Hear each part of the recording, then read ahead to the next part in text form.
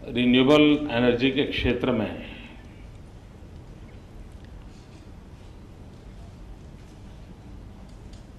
मजबूरी कहो, लेकिन सारी दुनिया उस दिशा में चल पड़ी है।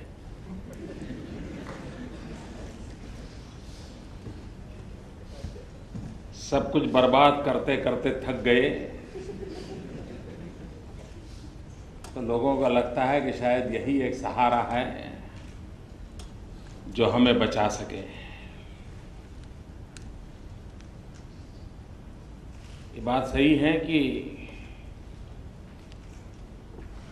हमारे देश की संस्कृति और परंपरा वो प्रकृति के साथ प्रेम करना,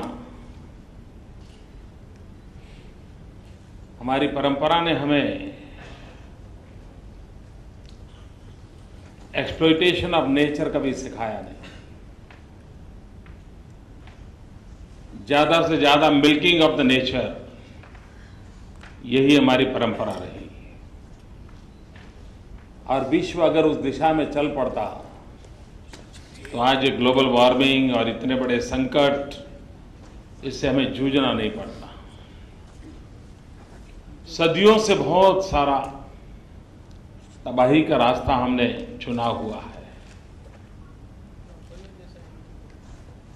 आने वाली कितनी पीढ़ियों को परिश्रम करना पड़ेगा, तब जाकर के इस खोई हुई अमानत लौट आएगी।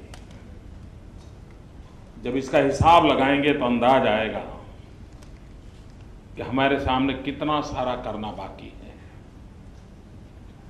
और जब इस भयावह चित्र को देखते हैं तब लगता है कहीं से तो शुरू करें। और उसी का नतीजा है कि आज गुजरात ने इस क्षेत्र में देश के सामने उदाहरण रूप कई इनिशिएटिव लिए हैं। दुनिया में गुजरात एक चौथी सरकार ऐसी है, we are a fourth government in the world, जिसने अलग क्लाइमेट चेंज डिपार्टमेंट बनाया है।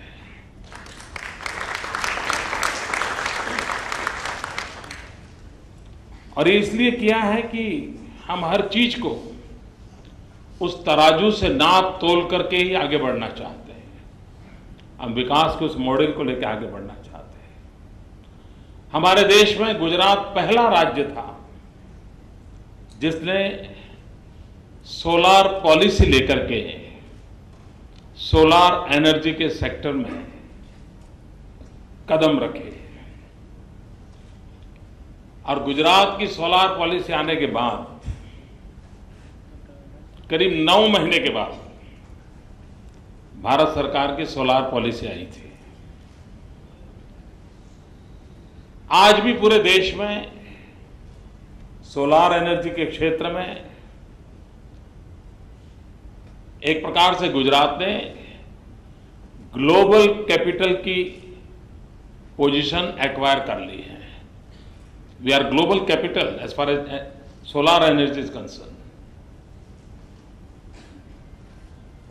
सर्वाधिक शायद ये मार्च तक हम 500 मेगावाट क्रॉस कर जाएंगे। अब ये अपने आप में दुनिया के लिए भी अजूबा होने वाला है कि हम किस प्रकार से चीजों को आगे बढ़ा रहे हैं। गुजरात एनर्जी में सरप्लस स्टेट है। अब फारूक साहब कह रहे थे कि 20,000 मेगावाट सोलर एनर्जी के सेक्टर में आने वाले दिनों में जाना है। मैं उनसे प्रार्थना करता हूं कि देश में कहीं और आपका काम अटक जाए तो यहां देख लेना, कर देंगे।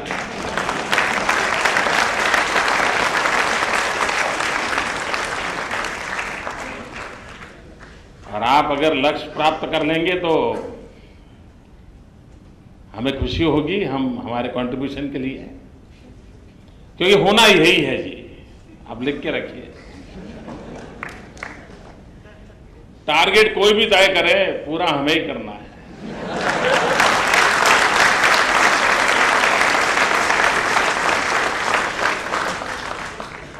देखिए, भारत सरकार ने